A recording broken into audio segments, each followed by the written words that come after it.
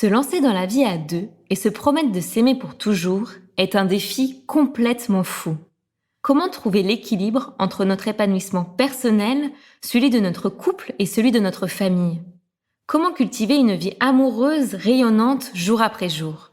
Découvrez nos pistes de réflexion, nos idées, nos astuces dans notre livre « Les 5 clés de l'amour durable ». Grâce à ce guide du bonheur à deux, dynamisez et préservez votre couple. Nous vous révélons 5 clés pour nourrir votre couple, maintenir un lien au quotidien et construire un amour durable. Disponible dès à présent en précommande sur saveyourlovedate.fr, sortie officielle le 2 juin chez Erol Éditions.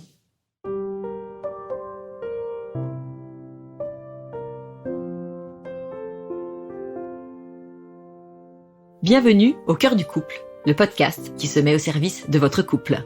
Nous vous proposons ici un espace d'échange pour vous aider à prendre à deux le pouvoir de votre vie de couple. Je suis Swazik Castelnerac, créatrice du concept Save Your Love Date. Je veux ici vous accompagner en échangeant avec vous sur les difficultés que vous rencontrez pour faire grandir votre amour. Je suis Marie-Lise Richard, psychologue spécialisée en thérapie de couple. Je souhaite vous apporter ici un autre regard sur les situations que vous vivez, le tout avec bienveillance. C'est parti pour un nouvel épisode d'Au cœur du couple.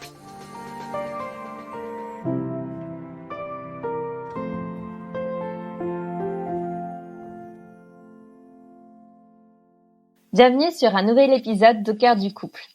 Aujourd'hui, nous avons le plaisir de vous proposer un épisode spécial. Vacances, j'oublie tout, sauf mon couple.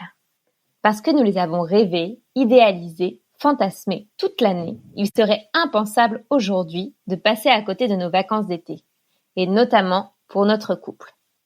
Les activités pour les enfants sont programmées, les soirées avec les amis également, mais qu'avez-vous prévu pour vous deux, pour votre couple ? Que vous puissiez ou non vous échapper en amoureux, il est essentiel que votre couple se nourrisse de cette parenthèse estivale. Pour cela, nous avons eu envie, Swazik et moi, de construire un épisode spécial où nous vous livrons quelques conseils, testés et approuvés pour préserver votre couple, afin qu'il ne passe pas à côté de ce moment sacré. Bonjour Swazik. Bonjour Marie-Lise. Je suis contente de pouvoir échanger avec toi aujourd'hui sur ce sujet important dont tu as plaisir à chaque fois à discuter avec moi. Je sais que c'est quelque chose qui te tient beaucoup à cœur, c'est cette période d'été et puis ce temps que vous pouvez avoir, en tout cas pour votre couple. Et j'aurais aimé que tu nous partages un petit peu ton expérience et surtout les conseils que tu as pu expérimenter qui étaient en tout cas concluants. Ça va être avec grand plaisir. Ma première question, déjà, c'était plutôt qu'est-ce que tu pourrais nous redonner comme conseil sur vos préparatifs en amont pour l'été et pour ces vacances? Comment vous vous y prenez, vous? Alors, je crois que ce qui est vraiment important, c'est effectivement d'anticiper les vacances. Alors, pas seulement dans le lieu, dans prendre les billets de train, prendre les billets d'avion, mais d'avoir en fait un vrai tête-à-tête qu'on se fait à deux, un vrai tête-à-tête spécial vacances. Donc déjà, franchement, le mot fait plutôt envie en se disant, bah, tiens, samedi soir, allez, on va tous les deux sur une terrasse où on se met tranquille chez nous, on se prépare un petit cocktail et on parle de nos vacances. C'est plutôt assez plaisant. Et puis c'est ce tête-à-tête qui va permettre en fait de définir ce que chacun veut pour ses vacances. Déjà ça, je trouve que c'est très important parce qu'on ne veut pas tous la même chose. Il y en a par exemple qui rêvent de se lever très tôt le matin pour partir en rando, alors que l'autre il a qu'une envie, c'est de faire des grasses matinées parce qu'il est fatigué et qu'il veut profiter des vacances pour récupérer. Il y en a qui peuvent vraiment avoir envie de faire des vacances très sportives alors que l'autre peut avoir juste envie de faire du farniente au soleil tranquillement sur la plage. On n'a pas tous les mêmes envies, donc c'est se remettre d'accord là-dessus sur ce qu'on veut. Si on peut concilier ce que veut l'un et l'autre, c'est idéal.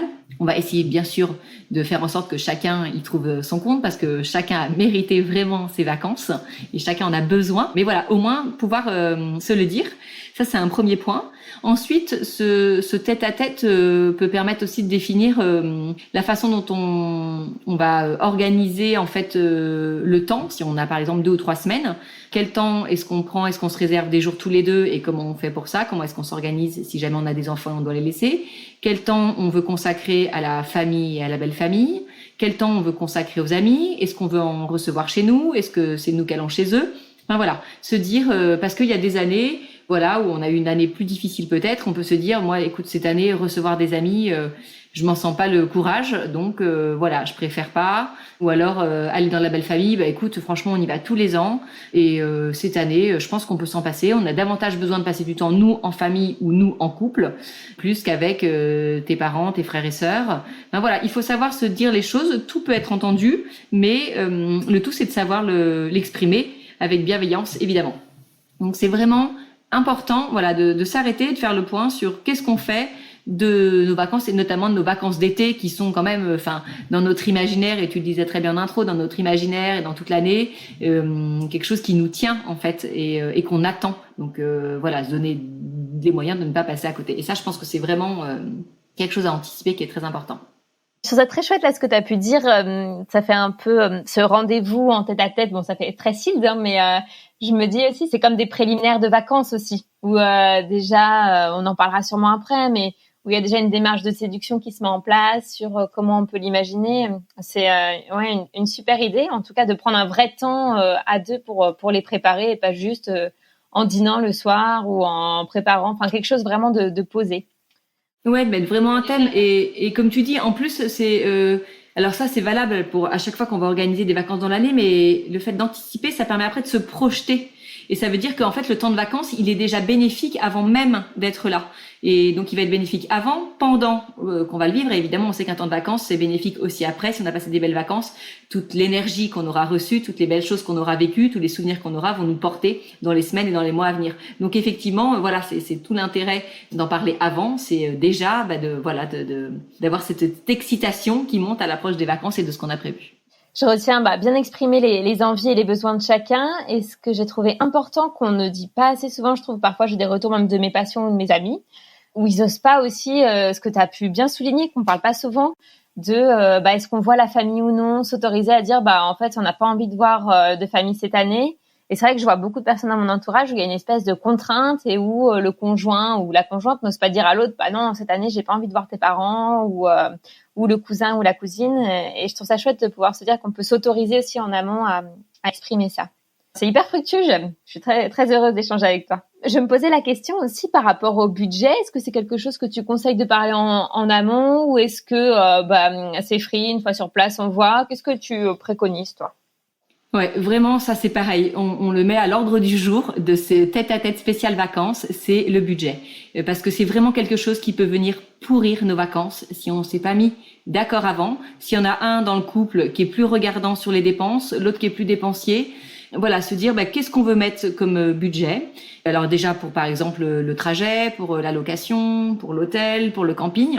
Qu'est-ce qu'on s'accorde? Et puis après, pendant cette semaine ou ces 15 jours de vacances, quel est notre budget sorti? Qu'est-ce qu'on fait? On privilégie les restaurants, on fait des excursions. Est-ce qu'on se dit que on ira faire un peu les boutiques de souvenirs? Je crois que c'est vraiment important. Et si vous vous l'êtes dit que vous êtes fixé un budget, après libre à vous évidemment d'avoir des petites folies et de le dépasser, et ça c'est chacun fait comme il l'entend, mais déjà d'avoir programmé une somme que l'on peut se permettre de dépenser, ça va alléger, en plus ça va nous alléger l'esprit pendant ces vacances parce que la question sera claire et il y aura pas dans le couple, ça va certainement éviter des conflits. Voilà, si on s'est dit tiens allez dans la semaine on se fait 2 sorties au restaurant, on a le plaisir d'organiser ces 2 sorties au restaurant. C'est ce qui correspond à notre budget, c'est ce qui est raisonnable pour nous.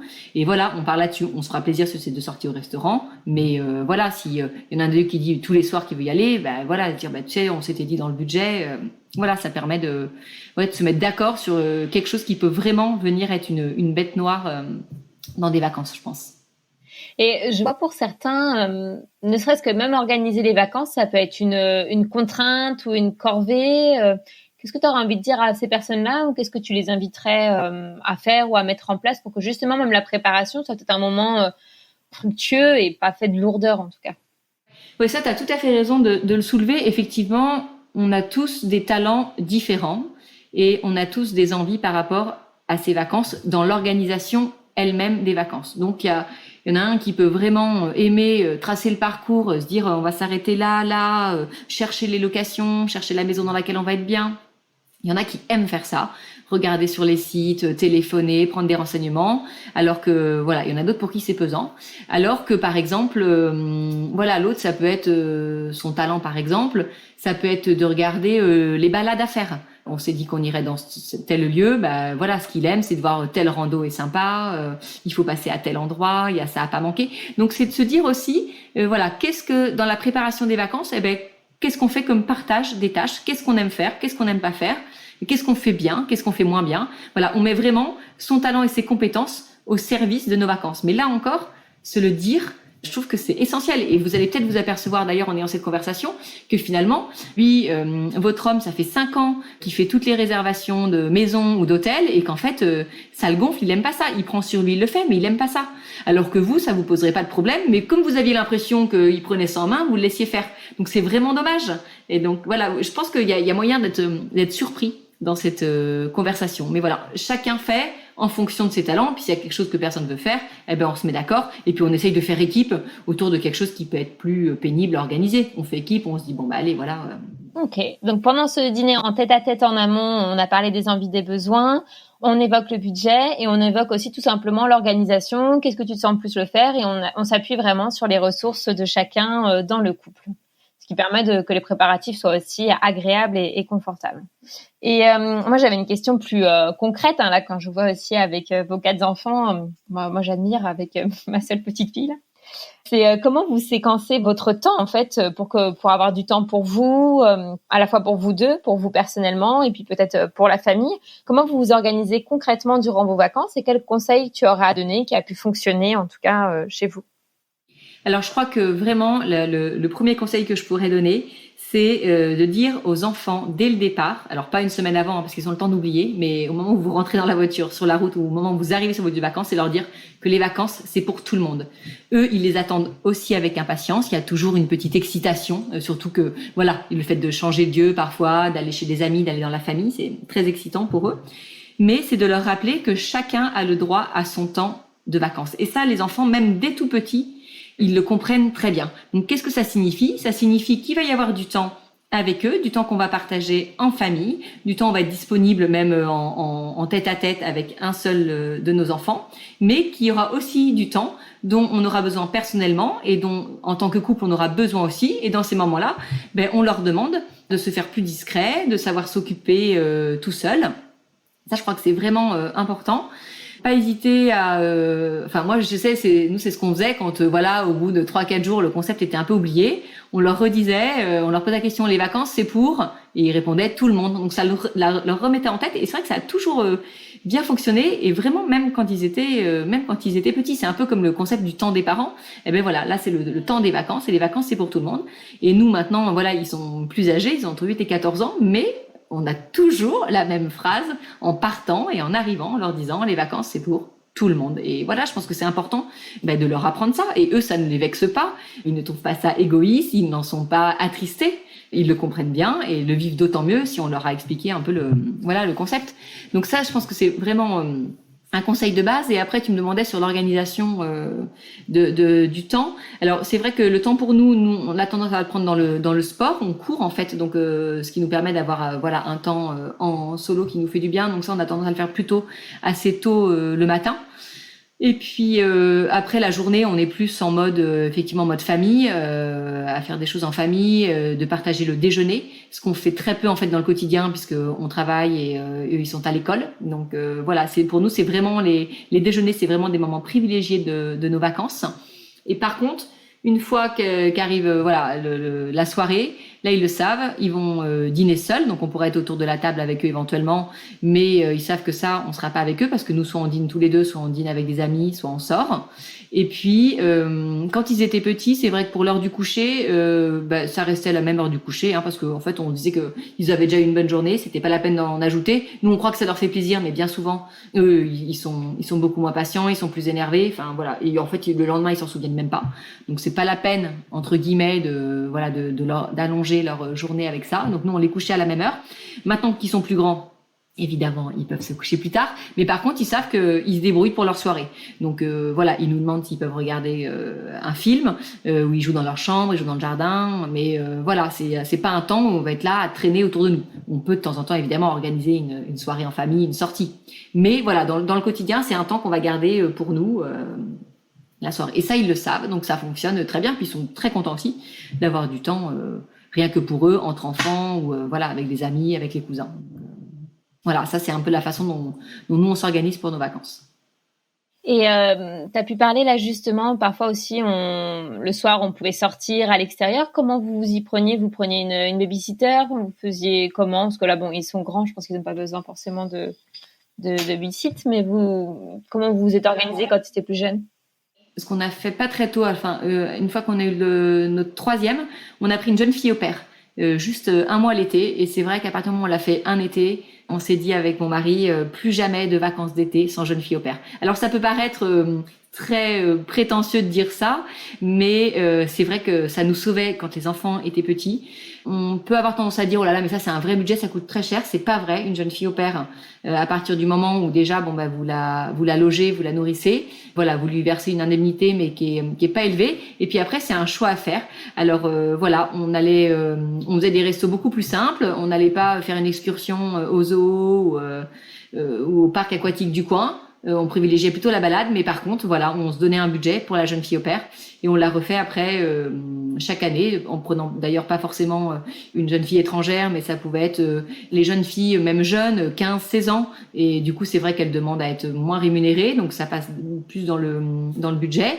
Ça lui fait vivre des vacances, donc voilà. Et voilà, pour te dire, aujourd'hui, celle qu'on a pris pendant des années, elle revient encore chaque été, mais juste pour le plaisir, parce que c'est un peu devenu la grande sœur des enfants. Donc en plus, on a créé un vrai lien.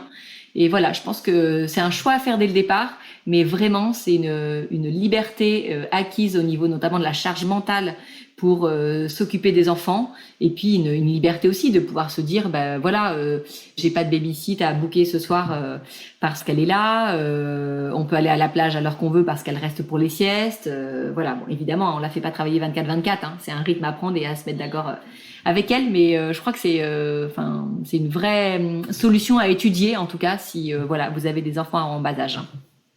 Ouais, c'est ça. Ce que j'entends, c'est vrai que c'est pas quelque chose qu'on pense spontanément. Parce que, comme tu dis, on peut se dire que ça peut vite être cher ou compliqué à mettre en place. Ou puis après, il y en a qui n'osent pas aussi faire rentrer quelqu'un qu'ils connaissent pas chez eux. Mais il y a un réel intérêt aussi au niveau de l'organisation. Oui, je pense que ça vaut vraiment le coup d'étudier la question.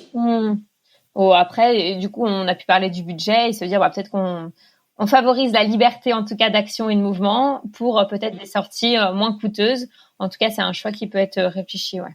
Tout à fait. Merci en tout cas aussi pour cette idée. Et pour revenir un peu, là, on a parlé de la famille un peu plus, mais pour revenir un peu sur le couple, qu'est-ce que tu conseillerais pour enclencher l'aspect séduction durant les vacances d'été? Là, c'est vraiment la période, il fait beau, on est plus dénudé, enfin, c'est propice, moi, je trouve, aussi à la séduction. Qu'est-ce que tu pourrais nous conseiller? Bah, effectivement, c'est là où on va pouvoir se faire, on aura davantage de temps, on sera normalement plus détendu, plus cool. Donc tout ça, c'est des choses qui portent au rapprochement physique, à la séduction. Ça peut être aussi un temps où on va pouvoir davantage s'organiser des petites parenthèses à deux. Donc que ce soit en journée ou le soir, ça c'est propice à la séduction. On va avoir davantage peut-être aussi de temps à penser à ça, c'est tout bête, mais sa tenue vestimentaire. Se dire voilà, autant dans le quotidien parfois je fais pas trop d'efforts. Là ce sont les vacances. Pas hésiter à faire un effort supplémentaire sur la façon dont on s'habille pour dans l'idée de faire pétiller l'œil de l'autre et puis d'attiser quelque chose dans le couple qui s'est peut-être un peu endormi. C'est aussi, on va passer davantage de temps ensemble et de temps en mode plus détendu. Donc, c'est de multiplier les gestes tendres, les regards, les mots doux, vraiment se le dire, pas se mettre d'accord l'un l'autre, mais se faire la réflexion à soi, tiens, allez, pendant ces vacances-là, je fais vraiment un effort, alors en espérant que l'effort se transforme en quelque chose de très naturel, mais pour être davantage là où le regarder, avoir davantage de mots doux, lui donner la main quand on va se balader, je trouve que c'est vraiment, si vous sentez que ça s'est tombé un peu en désuétude dans votre couple, c'est le moment idéal pour remettre ça au cœur de votre couple, ce côté séduction, ce côté attention, ce côté tendresse. Et je rebondis par rapport à ce que tu as pu dire avant, c'est qu'aussi ça s'est permis, si on se donne les moyens d'abaisser la charge mentale durant ces vacances, on a plus de temps aussi pour penser à ça, pour penser à nous et pour pouvoir mettre notre couple en lumière. Je pensais aussi là en t'écoutant, je me dis que c'est le moment aussi peut-être d'être plus créatif. Je vous vois là quand vous allez faire vos pique-niques tous les deux, je me dis peut-être que ça peut être des occasions de mettre plus de paillettes dans les yeux de l'autre et d'organiser des choses qu'on fait peut-être pas dans notre quotidien ou qu'on se permet pas de faire parce que c'est un peu cher. Peut-être qu'aujourd'hui, là, on va faire un pique-nique mais avec une bouteille de champagne alors que d'habitude, on va se prendre un petit rosé du coin basique. Mais peut-être s'autoriser de faire des choses qu'on fait pas ordinairement. Je vois mon mari, il aime beaucoup dire, j'aime quand il me dit ça d'ailleurs, il me dit j'ai envie de me créer de nouveaux souvenirs avec toi, des souvenirs qui me sont chers. Et je crois que c'est un peu ça aussi là pendant les vacances, c'est se dire quels souvenirs on a envie de se créer. Et c'est réel d'un point de vue juste de la mémoire. En fait, on se rappelle tous des événements marquants, historiques, parce qu'en fait il y a eu quelque chose qui changeait du quotidien et qui est complètement différent. Et peut-être que c'est ça aussi, je me dis pendant les vacances, se créer des décalages un peu temporels où on fait quelque chose qu'on n'a pas l'habitude de faire ordinairement. Ouais, et je pense que la nature, elle est top pour ça. On peut vraiment en profiter davantage l'été, parce que la météo est plus clémente et vraiment il y a un bienfait, un bien-être à se retrouver dans la nature qui fait effectivement quelque chose qu'on ne fait pas dans le quotidien, qui fait qu'on sort de chez nous et puis qu'on va pouvoir se créer des moments complètement uniques. Et donc se dire tiens, on dort à la belle étoile sous un ciel étoilé, et c'est simple, mais c'est un moment comme dit ton homme dont vous allez vous souvenir. On est en balade, on est que tous les deux par exemple dans la voiture, on part, on traverse des petits chemins de campagne. On se dit tiens, pourquoi est-ce qu'on s'arrêterait pas ici pour une sieste sous les arbres? Enfin, oui, vraiment, je trouve que, moi j'aime beaucoup tout ce qui est vie dans la nature et je crois que l'été c'est vraiment propice à retrouver en fait ce côté simple, naturel mais très efficace de la vie à l'extérieur. Même pouvoir, je sais pas, c'est plus facile à faire en Bretagne qu'en Provence, mais nous on s'est fait des fois des petits feux sur la plage le soir. Donc sur la plage, au milieu des rochers, sur une plage un peu isolée. Alors toujours un petit peu avec la crainte, qu'on les voisins viennent nous voir ou qu'ils aient appelé la gendarmerie. Mais je me dis au pire, qu'est-ce qu'on dit? On est là, tous les 2 mignons autour de notre feu, on l'éteint, puis voilà, puis encore au pire, on finit au poste et puis ça sera rigolo, on s'en souviendra. En fait, à partir du moment où on fait pas des choses qui mettent en danger la nature ou les autres, je vous dis pas de faire ça en plein milieu de la Provence, évidemment, mais voilà quelque chose de mesuré, un petit feu de bois sous les étoiles avec une petite bouteille de champ, mais vous êtes au top, ça vous coûtera pas le prix d'un 4 étoiles et c'est sûr que ça vous fera, je pense, beaucoup plus de souvenirs un peu atypiques sur ces vacances. Donc faut pas hésiter, mais du coup il faut être créatif, il faut y penser, il faut pas être feignant et il faut se dire allez à quoi on va penser pour emmener un peu de folie douce dans ce temps de vacances qu'on a. C'est un très joli terme, folie douce, ça me convient très bien.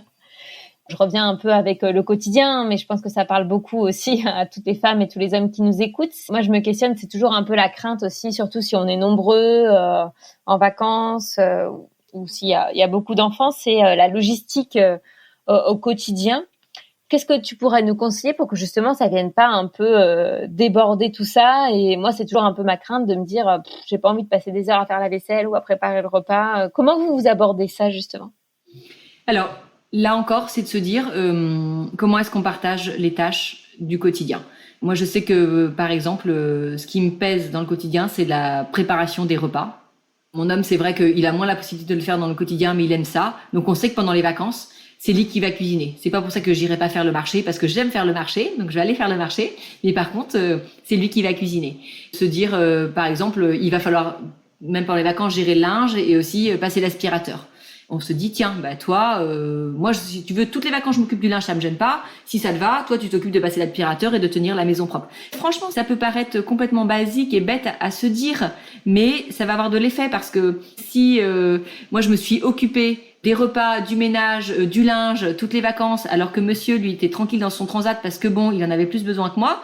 Clairement, les vacances, elles seront pas réussies. Mais lui, en fait, quand le jour en fin de vacances, on va un peu péter un câble en disant merci les vacances, j'ai encore tout fait, j'ai mis tout géré, les enfants, le ménage, les courses, mais en fait, il peut ne pas comprendre parce que vous lui avez laissé en fait ce temps-là pour lui, en voulant bien faire d'ailleurs, mais en fait ça vous a pesé. Et si vous lui aviez demandé de prendre sa part de responsabilité dans ce quotidien, il l'aurait fait avec plaisir. Donc parlez-en encore, dire voilà, de quoi je veux être déchargée pendant les vacances pour que ce soit vraiment des vacances.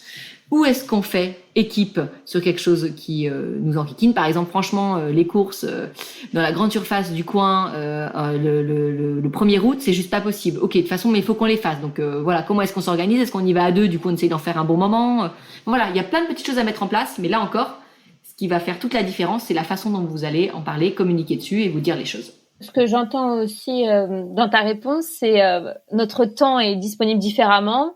Et ce qui permet peut-être de lâcher prise plus facilement, c'est de changer l'organisation qu'on peut avoir au quotidien dans notre vie de tous les jours, quoi. Ça permet aussi de casser le rythme et de voir comment on peut s'organiser différemment durant cette période particulière. Ouais, parce que là encore, je rebondis sur ce que tu dis, le lâcher prise. Effectivement, ça, je pense que c'est essentiel. Avant même que les vacances ne commencent, se dire voilà, moi j'ai tendance à vouloir tout contrôler. J'ai tendance à organiser beaucoup de choses dans le quotidien. Et ben, je décide que je vais être plus cool, plus détendue. Et ce côté lâcher prise a l'avantage, puisqu'on parlait tout à l'heure de la séduction, et même au sein de votre couple, de nous faire apparaître sous un meilleur jour, de nous faire apparaître plus léger, plus légère, plus détendu. Du coup, on est plus souriant. Tout ça, en fait, ça nous rend plus beau, plus désirable. Donc voilà, c'est aussi l'avantage de ce côté lâcher prise. Non seulement nous, on se décharge, on est plus détendu, mais du coup, le fait d'être plus détendu, on rayonne davantage et on va donner davantage envie. Donc le côté lâcher prise. Alors peut-être que toi, du coup, tu as une idée parce que ça peut paraître très simple comme ça, hein, dire ah oui, je vais lâcher prise, mais non, en fait, c'est pas du tout si simple. Que toi, tu as un conseil à donner pour réussir à lâcher prise pendant les temps de vacances. Je me dis que ça peut être quelque chose qu'on peut préparer en amont. Je vois, moi, dans mes consultations, je donne beaucoup de tâches à faire à mes patients d'une séance à une autre. Je trouve que ça leur permet de travailler. Mais là, le lâcher prise, je pense que c'est pareil, ça s'apprend aussi. On peut pas dire, allez hop, là, je lâche prise. Et peut-être, je pense qu'on a parlé du budget, ça peut être des personnes qui sont assez stressées ordinairement avec le budget, dire, là, c'est ma mission, entre guillemets, que je me donne là pour les vacances. Je sais que la propreté de la maison, je serai toujours aussi intransigeante par rapport à ça, mais par rapport au budget, je décide en tout cas de lâcher prise sur ça. Ou pour d'autres, ça peut être un autre objectif de se dire, je vais lâcher prise sur les repas. Si les enfants mangent un peu moins sain, faut qu'il n'y a pas des légumes à chaque repas, c'est pas grave. Je vais laisser courir, mais se dire en amont, et je pense que ça c'est pareil, c'est une préparation de pouvoir se dire sur quoi je peux lâcher prise et me dire je me prends pas la tête avec ça au moins pendant 1 mois et ça va pas changer le cours de la vie. Peut-être ça peut être ça, et puis ça peut être quelque chose qu'on communique dans le couple, pourquoi pas avec les enfants s'ils sont grands, mais ça peut être quelque chose qui se prépare. Oui, donc vraiment se donner un objectif concret de lâcher prise sur une chose et pas essayer d'avoir un lâcher prise général où on aura davantage de mal à tenir le cap. Et ça peut être discuté à deux aussi, parce que peut-être qu'il peut y avoir un élément qui est particulièrement stressant pour l'autre dans le couple. Par exemple, s'il y en a un des deux qui répète toujours à l'autre « Non mais là on a trop dépensé, non mais là on a trop dépensé », peut-être que là ça peut être sympa que l'autre dise « Écoute, c'est vraiment pesant pour moi, qu'est-ce qu'on pourrait faire pour que ce soit plus simple par rapport à toi, que tu puisses lâcher prise ?» Je vois par exemple, nous on aime beaucoup pendant les vacances, ça nous fait beaucoup rire, on aime retirer des grosses sommes d'argent et payer beaucoup en liquide, parce que comme ça on voit ce qu'on dépense et puis on a l'impression que c'est je sais pas, ça nous fait rire et on a l'impression que je sais pas, qu'on lâche prise différemment ou ça nous donne un petit côté vacances. Mais je me dis qu'il peut y avoir des astuces qu'on peut se trouver à deux. Écoute, je te propose, comme moi l'argent c'est difficile pour moi pendant toutes les vacances, on peut payer avec la carte commune, y a pas de souci, mais je ne veux pas sortir ma carte une seule fois. En fait, ça me met mal à l'aise moi d'être face au guichet et de payer le restaurant. Je sais qu'on va dépenser de l'argent et qu'il faut que je me fasse avec ça, mais rien que le fait de pas payer, que ce soit pas moi qui fasse l'acte, ça me permet de me détendre plus facilement. Donc ça peut être des petites astuces comme ça qui peuvent être discutées à deux, mais je me dis pourquoi pas en parler en amont. Et Swazik, là je voulais te demander comment vous y prenez par rapport au téléphone ou même aux écrans. C'est vrai que ça prend beaucoup de place, je trouve, dans notre vie. C'est quelque chose déjà qu'on a pu parler durant nos podcasts et que j'échange aussi avec mes patients. Quel conseil tu pourrais donner par rapport à ça pour les couples qui nous écoutent ?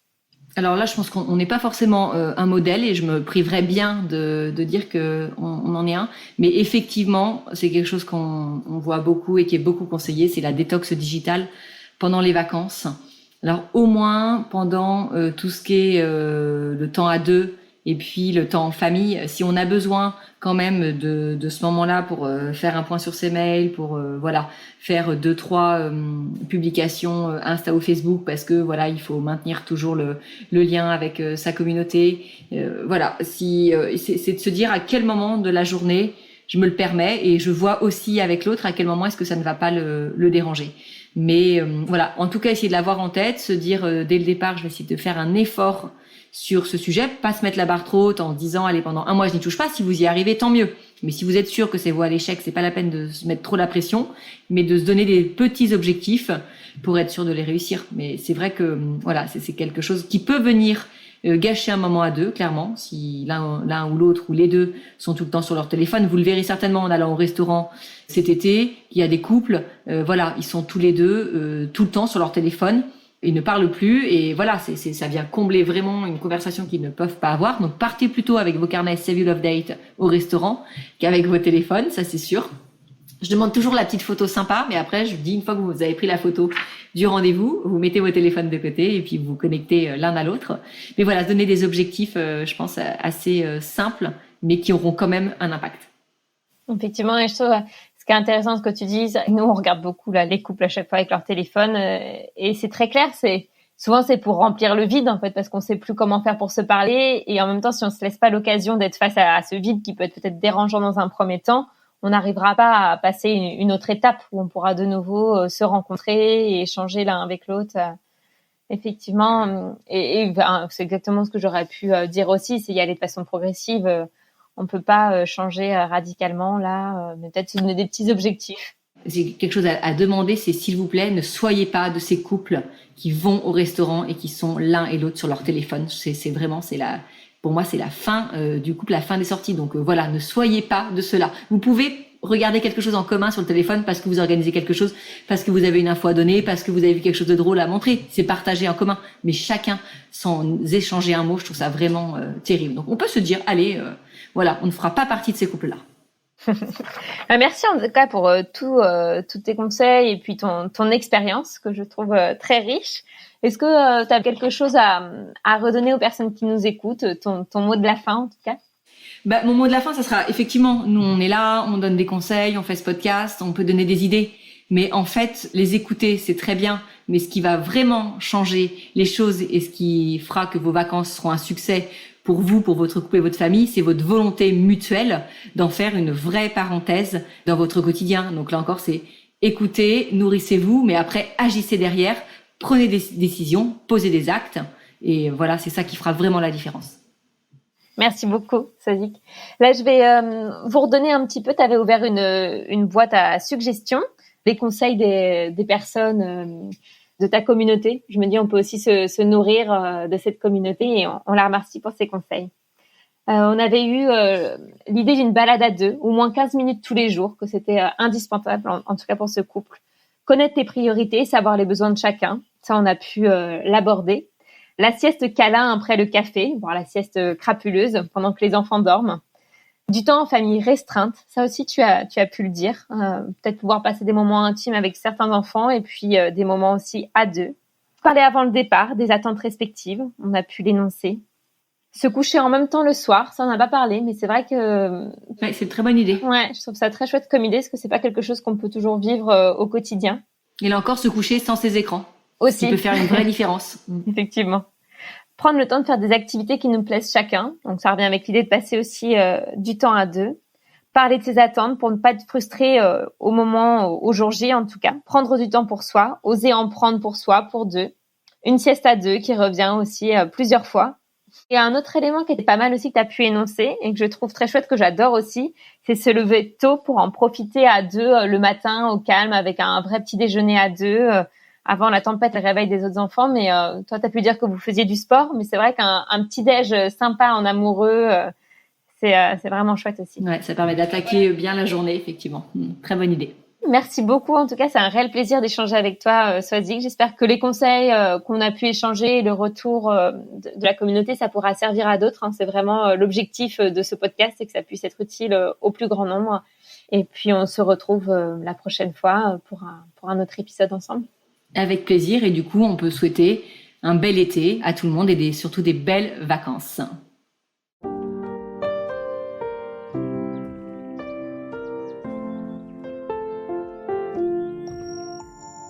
Si vous aussi vous rencontrez des difficultés dans votre vie de couple, venez nous en parler. Laissez-nous un message sur aucoeurducouplepodcast@gmail.com ou via Instagram sur la page Au Cœur du Couple. Nous sommes là pour vous. Merci pour votre écoute et n'hésitez pas à vous abonner, à partager et à nous mettre des étoiles. Et n'oubliez pas, vous êtes les premiers acteurs de votre couple.